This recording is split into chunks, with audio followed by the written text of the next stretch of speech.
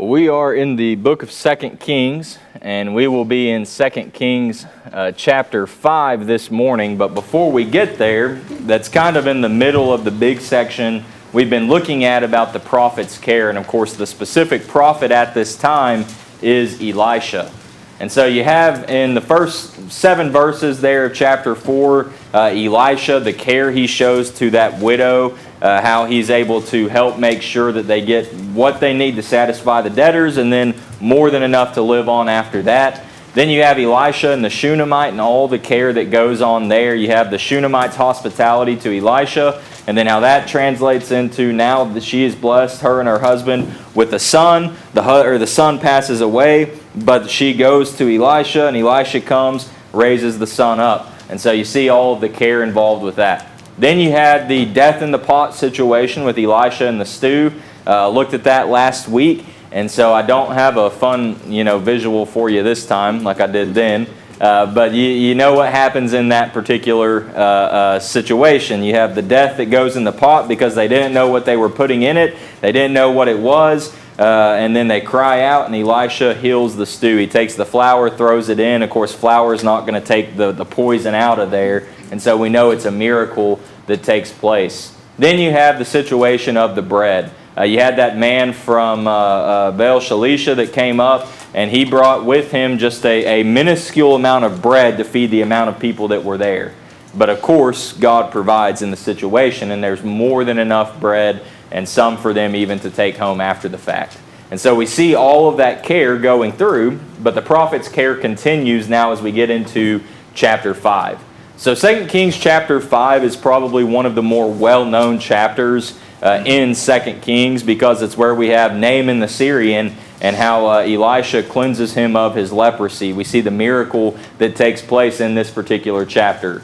And so this is a familiar chapter, but it's good for us to kind of go back and slow down and see what it is that we can learn through it.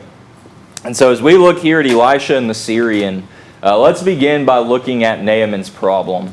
I'll have somebody read, if you would, 2 Kings chapter 5, verses 1 through 5. Naaman, commander of the army of the king of Syria, was a great and honorable man in the eyes of his master, because by him the Lord had given victory to Syria. He was also a mighty man of valor, but a leper. And the Syrians had gone out on raids and had brought back captive a young girl from the land of Israel. She waited on Naaman's wife.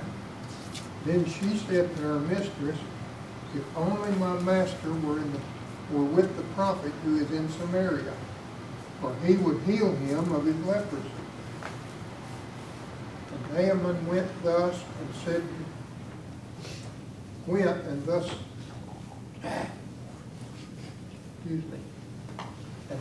went in and told his master, saying, "Thus and thus said the girl who is from the land of Israel." Then the king of Syria said, "Go now, and I will send a letter to the king of Israel." So he departed and took with him 10 talents of silver, 6,000 shekels of gold, and 10 changes of clothing. That's good right there. Thank you, Johnny. So we look here and go back up to verse 1, and we are introduced to Naaman. Now, who was Naaman? Commander of the army. All right, so he's commander of the army of the king of Syria. So he's a man with some real authority, some real power. He was a man that was trusted in his nation. What else do we see about him there? You just keep looking through the verse. What's the next thing we learn? He was a great and honorable man in the eyes of his master. Well, why is it that he was great and honorable in the eyes of his master? What had been done through Naaman? Because by him the Lord had given victory to Syria. Because by him the Lord gave victory to Syria. It's interesting because who are God's people? It's the Israelites. Yet, who is God working through? He's working through the Syrians.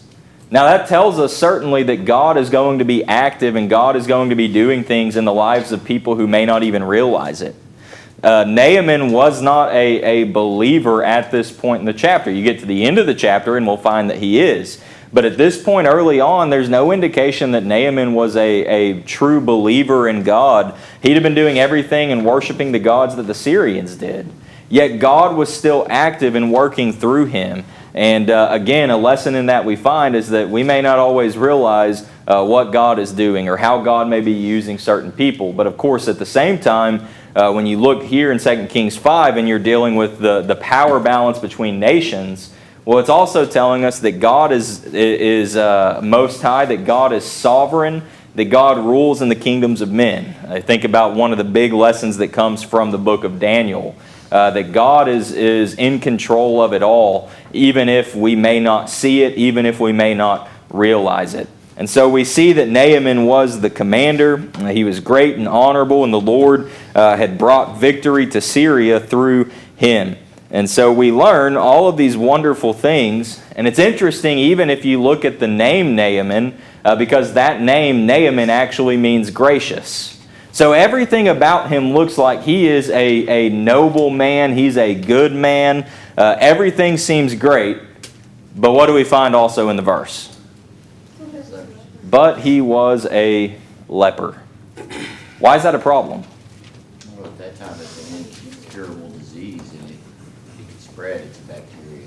Right. It's something that was, and of course, leprosy is interesting when you really get down to it and look at it. If you go back into the law and you look at the chapters there in the law where it talks about leprosy, leprosy was anything from basically like an ingrown hair. That would be something that would be considered leprosy, and you could go from that to even like mold growing in your house. So leprosy covered a lot of ranges, but there's also an element where sometimes it might clear up, but more often than not, if it's a true bad problem and situation, it's not clearing up. Now, according to the law of Moses, if an Israelite had leprosy, they would have to go present themselves to the priests. The priests would have to purify, cleanse themselves. They would have to basically act like a doctor to determine, okay, what's the situation here? Is this truly a leprous spot on you? If it was determined it was leprosy and you're an Israelite, what would happen? You've got to go out of the camp.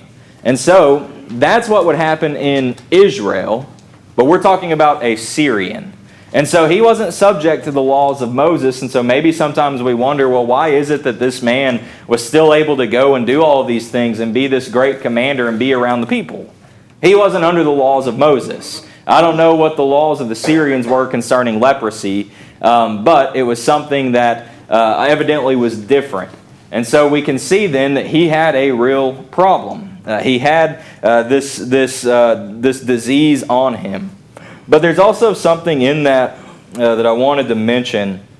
It is to recognize that greatness and success does not take away from the possibility and the reality of problems or pain in our life. Naaman, by all accounts, would have been a very successful man. In order to become the commander of the army of the Syrians and to basically be the king's right-hand man and to have all of that trust and to be this great war hero in the nation, that is greatness. That is true success in the eyes of man, is it not? But that did not take away from the fact that he still had problems and he still had pain. Sometimes we might think to ourselves, well, if I can just reach this level, if I can just do this, then it'll take my problems, it'll take the pain away. But that's not how it works, is it? The fact that we're human means we're going to have pain, we're going to have suffering. What's the only way to take care of the problems and the pain in our life? We've got to go to God, right? Naaman's going to learn that even here in the chapter, that there were things that he couldn't do on his own. There were things even money's not going to be able to buy for him, that it's only by going to the right source that the problems are taken care of. But you keep looking through those verses there that Johnny read. And once you get down into verses 2 and 3, we find God's providence working. And because of God's providence, Naaman comes to learn about the prophet Elisha. How do we see God's providence in this? Just so happens to have the young girl they took captive was from Israel, and she didn't know about Elisha. Yeah. conveniently, he had someone in his house who knew where he could go for help. Based on some of the raids and battles they'd done before, Naaman had managed to take a young Israelite girl captive, bring her back to his house, and she is serving as the handmaid basically for Naaman's wife. And so she happens to hear, and she knows about this leprosy that Naaman has, and what does the girl do? She tells Naaman's wife, if only he would go to the man of God. If only he would go, because there's a man in Israel who's going to be able to help, and he will cure him, he will heal him of this leprosy. You look at the way that she talks in that in verse 3. If only my master were with the prophet who is in Samaria, for he would heal him of his leprosy. When have we seen someone healed of leprosy by a prophet like this?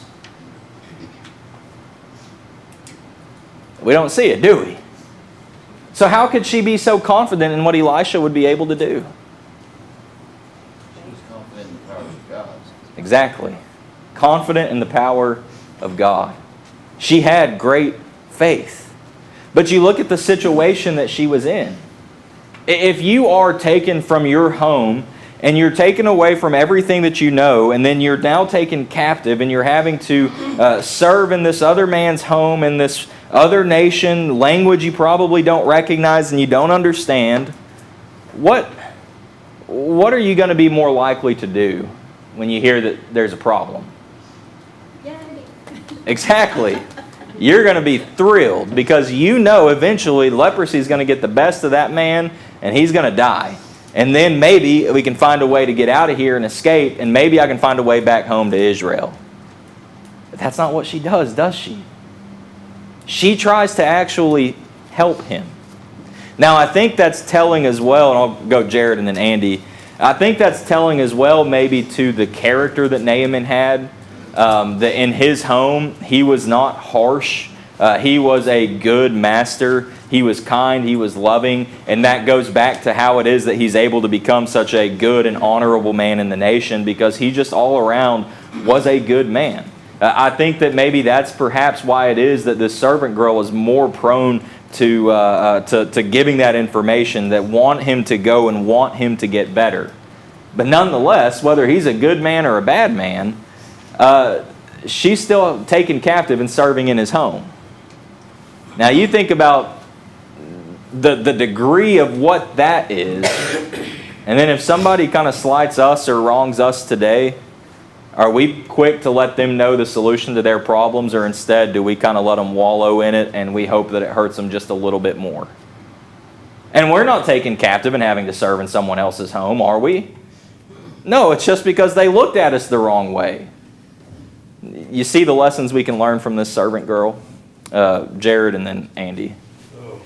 I'm sure that, I guess I kind of suppose that even being a slave, she might have been treated fairly decent just by what's stated about Naaman, about what, his character and what type of person he was. In a worldly mindset, in the middle of that would be like, kind of to the point a while ago, yay, they're getting what they deserve kind of thing. That might be the mindset.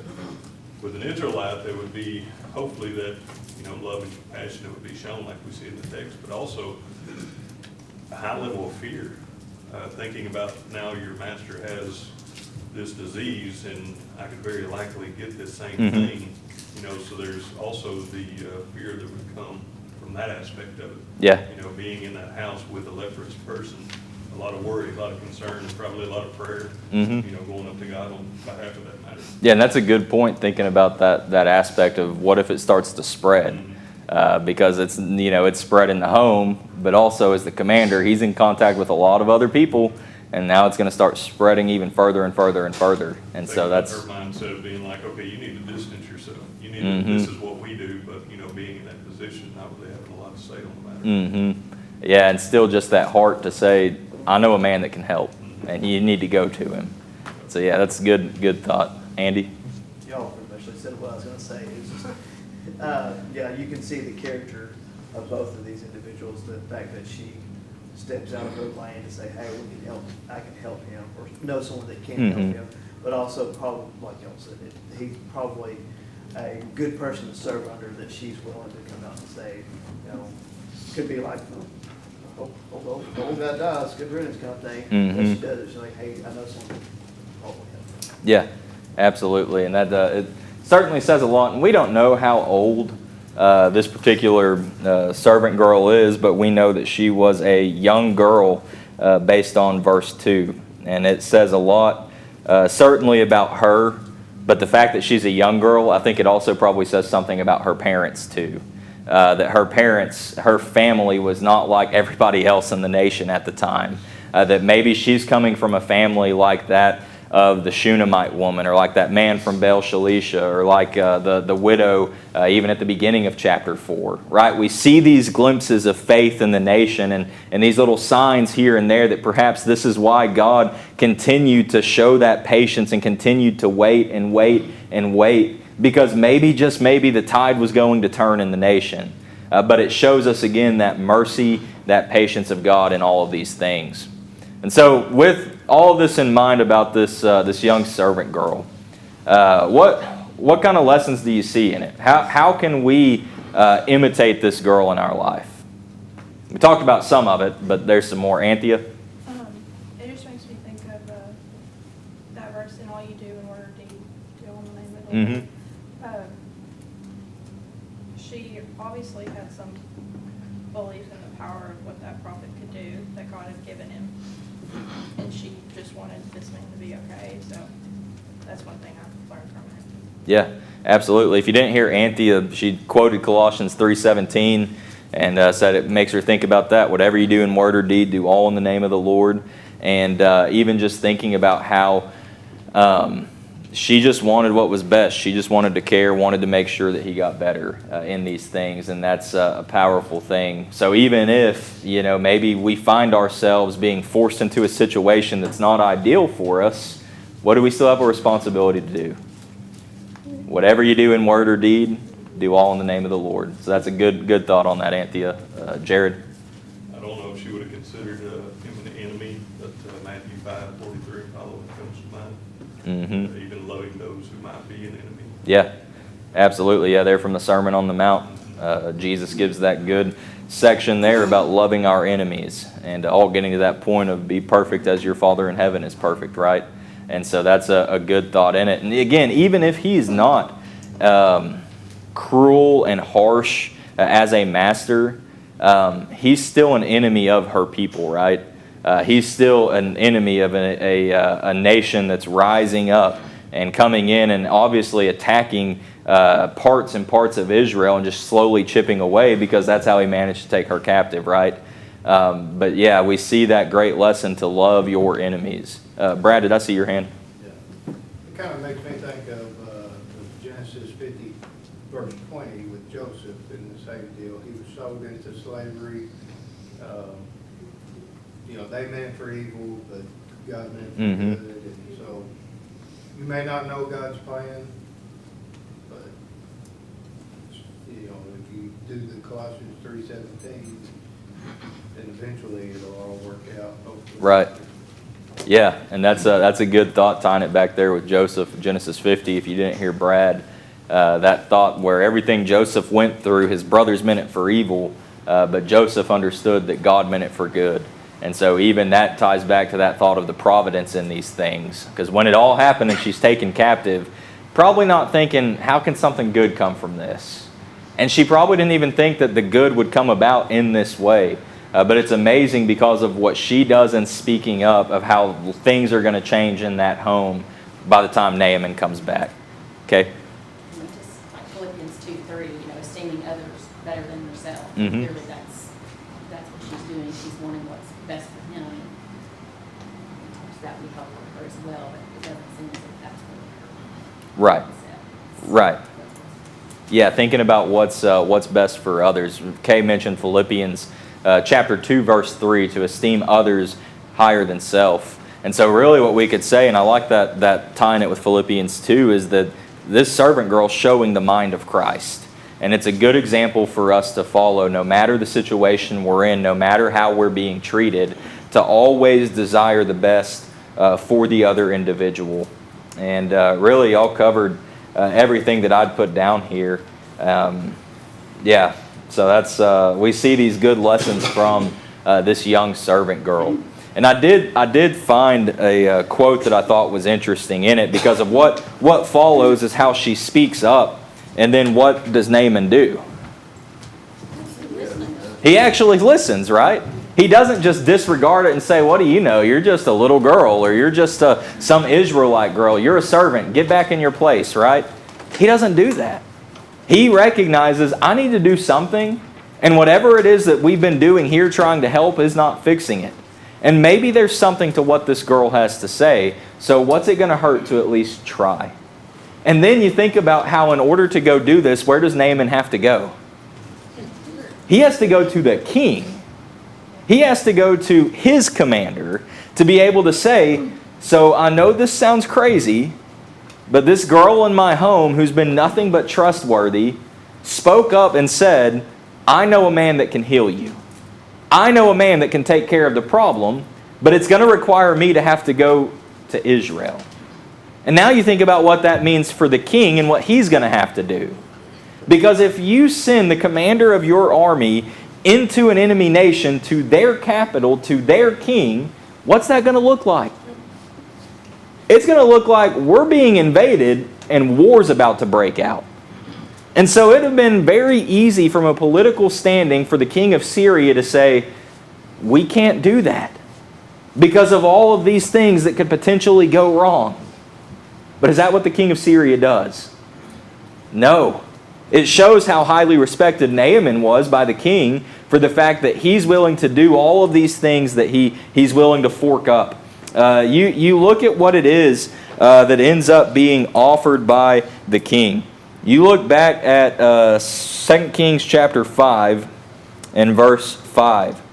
King of Syria says, Go now, I'll send a letter to the king of Israel. So he departed and took with him 10 talents of silver, 6,000 shekels of gold, and 10 changes of clothing. We don't speak in terms of the talents or the shekels or things like that today. But I think we can at least look at that and recognize that's going to be a lot. Because we know that silver is valuable and we know that gold is valuable. And if these are clothes that are coming from a king, that surely these are going to be valuable clothes made from the finest thread and linens and silk and all of that good stuff. But when I was trying to figure out kind of how much some of this may look like, at least in today, in language we use. Just for some reference, go back to 1 Kings 16. 1 Kings chapter 16. And let's have somebody read 1 Kings chapter 16. And I'll go ahead and read it. Verse 24. And he bought the hill of Samaria from Shemer for 2 talents of silver. Then he built on the hill and called the name of the city which he built Samaria, after the name of Shemer, the owner of the hill. So this is during the reign of Omri. And Omri was king of Israel. And 1 Kings 16:24 is where it is that we find Omri buying the city, buying this hill of Samaria. And how much did he purchase this capital city for? For 2 talents of silver. Now go back to 2 Kings chapter 5. Look at verse 5. How many talents of silver was the king of Syria sending now to the king of Israel in Samaria? 5 times that. What Omri used to purchase, the 2 talents, 5 times that. So we're sending 10 talents of silver. So even if I don't understand exactly how much that looks like, I know this is a huge amount of money. And I think about how much manpower it's going to take, how many wagons or chariots or whatever they're using to haul these things in, how much of that is it going to take? And you're sending that much money, how many soldiers do you think are surrounding all of that? So now getting back to the point of just how many things could have gone wrong when the king of Syria, or the king of Israel rather, sees all of these people from Syria, all of these soldiers, this commander coming in to his city. Now, I'll get you in just a second, okay? Now, as far as the amount that we're looking at, This was from one of the resources I had, and it's published in the year 2000. So obviously the value of the dollar changes a lot since the year 2000 to the year 2025. But this is in 2000 what was said about all of these amounts. Converted to today's buying power, it would be in the vicinity of $750 million. One can get an idea of the proportions by understanding a typical wage would have been 10 silver shekels per year, and 1 gold shekel would purchase 1 ton of grain. So it's not just sending the shekels of silver, but talents. So significantly more than that. And then the 1 gold shekel would purchase, it says, 1 ton of grain. So that's going to get you plenty of grain, plenty of food for the people. But you just think about the amount of money that's being sent. And why is this taking place? In an effort to get Naaman healed. And how does he know that there's the possibility that he could go be healed? All because a young girl spoke up. How much can change in someone's life if we'll just speak up? I mentioned a little bit ago and then totally didn't even say what it was about the quote that I found. But basically what the quote was saying how this shows the power of a simple witness, that God can take the word from the mouth of a young girl all the way to the king in his palace. You think about how powerful that is. Sometimes we think, well, we're insignificant. They're not going to listen to what we have to say. But how do we know that if we don't actually speak up? How easy would it have been for that girl just to stay in her lane and say, I don't want to cause problems, I don't want to get in trouble, I don't want to get kicked out by trying to say things that are way above my pay grade and make these suggestions and do this and do this and do this. She didn't do any of that. She had the courage to stand up and speak up because I think it was Jared who mentioned it was Aaron. She trusted in God's ability to heal, to provide for this man. Let me go Kay and then Anthea and then Brandy. That was basically the point I was going to make. But just thinking of how just her reputation, that young servant girl's reputation, she could have been pouty, she could have been whiny, she could have been all these different things, and then he wouldn't have listened to her. But obviously she had a very good reputation and she did what was asked of her, what she was told to do, and no matter how insignificant her role was, obviously she took it seriously and he recognized that. So no matter whether we're in the grocery store, at the cash register, things aren't going correctly and we, get a little out of sorts, people around us are going to see that. And then why would they listen to us when we try to talk to them about Christ? So just those little things, our attitude, whether we're at home or whether we're out in the public, makes such a huge difference. Yeah. And obviously she had that good attitude and reputation. Yeah, that's a really good point. I hadn't even thought about that, of thinking about how she had the right reputation already in the home. Because this wasn't something like Naaman went out, conquered, took the girl captive, brought her home, and then that same afternoon she spoke up and said, hey, I know a man that can heal you. Right? We don't know the amount of time that's elapsed in all of these things, but it really seems like that there's enough time that, to Kay's point, she had proven her reputation. She had shown her character in the home, that she was willing to do whatever she was asked to do, and she did it, like Kay said, with a smile on her face, basically. She's not pouting about it. She's not complaining about it. And that would go a long way so that now when she speaks up, Naaman trusts her. Because Naaman knows that she is reputable, that she is trustworthy, that she has this good character. So that's a good point to bring out. She wasn't whining like Maggie. I'm sorry, that was bad. That's okay. Anthea. Just looking back over the verses, and I saw how it's talking about the Syrians, they went raiding, and the young girl was taken during the raid. When I think of a raid, it usually involves large groups of men forcing their way into camps, killing the men, taking the women and the children, and taking them captive or selling them off to slavery. So when I think of that, I mean, maybe her parents are dead. Maybe one's dead and one's sent off somewhere else. And she's been taken from her land, her family. She knows no one. The amount of anger and sadness and homesickness that she could have held on to, but she forgave and chose to help him instead of cheering for his sickness. Yeah, if you didn't hear Anthea recognizing that this all took place, she's taken captive from when they went and raided in the land, and thinking about how violent those raids could have been, and how many times you have at least all the men in the city who were killed. Hi, Maggie. You have all the men in the city who would be killed, and the children are taken, the women are taken, and it was not a peaceful way that they're raiding these cities, right? And so to Anthea's point, all the anger that this girl easily could have had just, held up in her, she was willing to set that anger aside to do what's right for Naaman. And that, again, just says a lot about this young girl, that really, if we get down to it, she had a better character than what most of us do. And there's a lot of learning that we can do from that. Brandy? Okay, so I'm going to put a little bit different spin on it since today is Father's Day. When it says little maid to me, it makes me think of a young child, maybe 10. Like, she's still innocent. You know how innocent and pure kids are. Just like what you did with Maggie. Her parents, her father, hopefully father, but we don't know that for sure, poured into her God's word, God's faith, God's trust. So she had that foundation. She was firm in that. And like Anthea said, she had been terrified. There's no telling what she saw. But the kindness that Naaman, or maybe even his wife, showed her, let her probably adjust to some of that trauma, and she had that firm foundation from her parents from the beginning, and knew that the Lord could help her. Yeah. And that's why it's so important.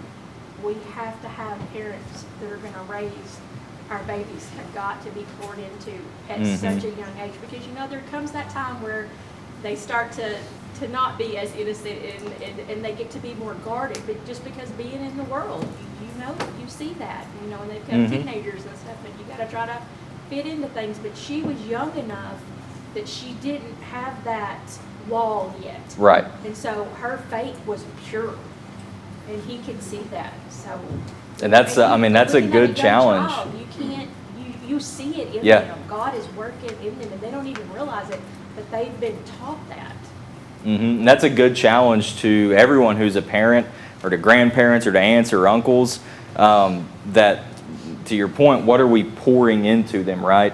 Because she knew about God from somewhere. She knew about Elisha from somewhere, and she wasn't learning about the God of Israel or Elisha in Syria, so she had to get that from back home. And she had to get that from her parents, to your point. And so for us who have influence over kids, what are we doing to help them know about God?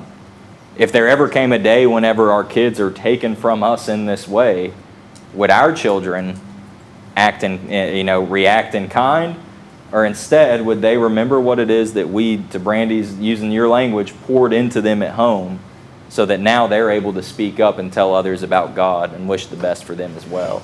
And that's a really a powerful point and a real challenge to us who are parents as well. So let's keep moving then through chapter 5. And let's go now, if somebody could, would you read verses 6 through 10, where we'll see Naaman coming to Israel.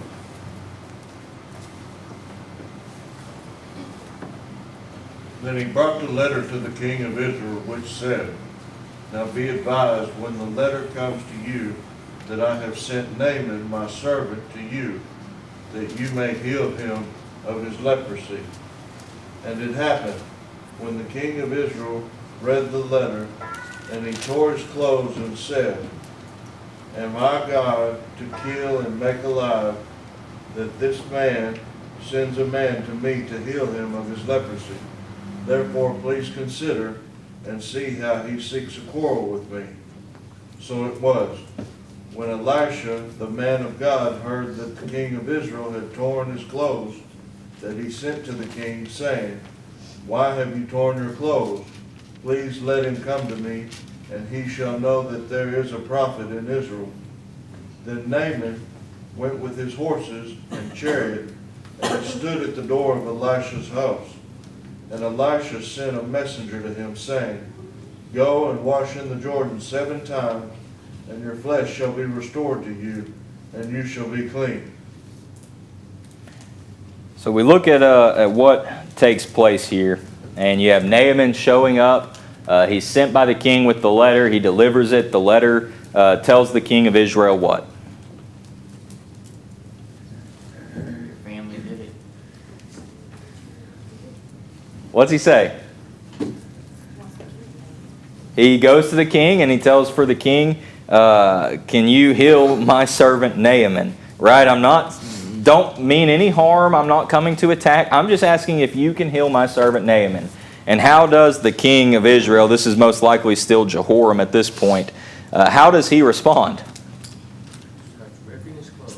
He tears his clothes, and that's a sign of like national tragedy. So when the king starts ripping his clothes, that says, I don't know what to do, and this is beyond me, and what am I supposed to do about this situation? And this is not good. Because in the king's mind, he thinks, okay, this is a trap. This is the commander of the army, and he's just coming to me to heal leprosy, but really he's trying to fight with me. Why is he seeking this quarrel, is what the New King James says. He's just wanting to come and take us over, and he's going to come and he's going to kill me. And more than that, who does he think I am? Does he think that I'm God, that I'm able to heal this man? Was that the right attitude for the king to have in the situation? Not at all. Because while the king is wigging out over here, what's Elisha do? Elisha knows about what's going on, and Elisha comes to the king, and what does he do? He says, we can heal this man. Why are you so upset? Why have you torn your clothes? Let him come to me, that he may what? That he shall know there is a prophet in Israel. It's not just Naaman that's going to figure it out, but who else is going to figure that out? The king of Syria, all the people in Naaman's army. It's going to spread throughout the nation that there is a prophet in Israel. And of course, that prophet is doing all of these things by the power of God. And so Jehoram at least changes his perspective on it and sends Naaman then to Elisha's home. So once Naaman with his horses and the chariot get there to Elisha's house, what happens? Elisha just sends a messenger outside and says, why don't you go down to the Jordan and wash 7 times, and your flesh will be restored to you and you'll be clean. And the servant turns around and goes back inside. Now, that's a very simple thing to say, but very unbelievable to try and consider that that's all you got to do. And so that brings about Naaman's frustration in these next few verses here. Keep reading with me, verse 11. But Naaman became furious and went away and said, indeed, I said to myself, he'll surely come out to me, and he'll stand and call on the name of the Lord his God and wave his hand over the place and heal the leprosy. Are not the Abana and the Pharpar, the rivers of Damascus, better than all the waters of Israel? Could I not wash in them and be clean? So he turned and went away in a rage. Naaman is thinking about how this is ridiculous. If he's going to heal me of my leprosy, why would he not come out? And why would he not be calling out to his God? And why would he not be waving his hands and doing all of the mystical, magical things to make sure that I'm healed of my leprosy? More than that, if he wants me to just go dip in some water, I've seen the Jordan. The Jordan's disgusting. It's muddy water, and you can't see more than just a few inches in front of your face if you go under there. Why not go to the clean waters back home? The Abana, the Pharpar, all the rivers of Damascus, much cleaner, much nicer, much purer than what the Jordan was. And so, he's angry, and he ups and leaves. He wanted it to be more complicated and some great big to-do, much more so than what it actually needed to be. I saw your hand, Johnny, but I'm going to try to at least get through this section here. And so then we come and we see who speaks up again. Keep looking with me in verse 13. And his servants came near and spoke to him and said, my father, if the prophet had told you to do something great, would you not have done it? How much more then when he says to you, wash and be clean? So he went down and dipped 7 times in the Jordan, according to the saying of the man of God, and his flesh was restored like the flesh of a little child, and he was clean. Who speaks up to Naaman again in the situation? His servants do. It's not the young servant girl anymore, because she is his wife's handmaid. She'd still be with the wife, most likely back in Syria. But now it's Naaman's servants who are speaking up. And they say, you were prepared to do some great deed, and you were prepared to go up on the mountain and find the little parakeet up there and bring back the one golden feather, and you were prepared to do some big thing. So why not just go wash and be clean? I think about Romans chapter 10. Romans chapter 10, beginning around verse 6.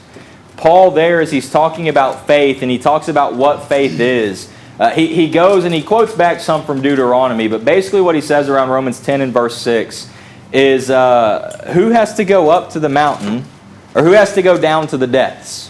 It's not about any of that for faith. It's not about going and doing something great, because guess what? Christ did all of that for you.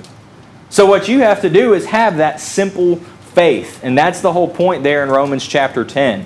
And so you have to have the faith. And Naaman needed to have a little bit of faith right now.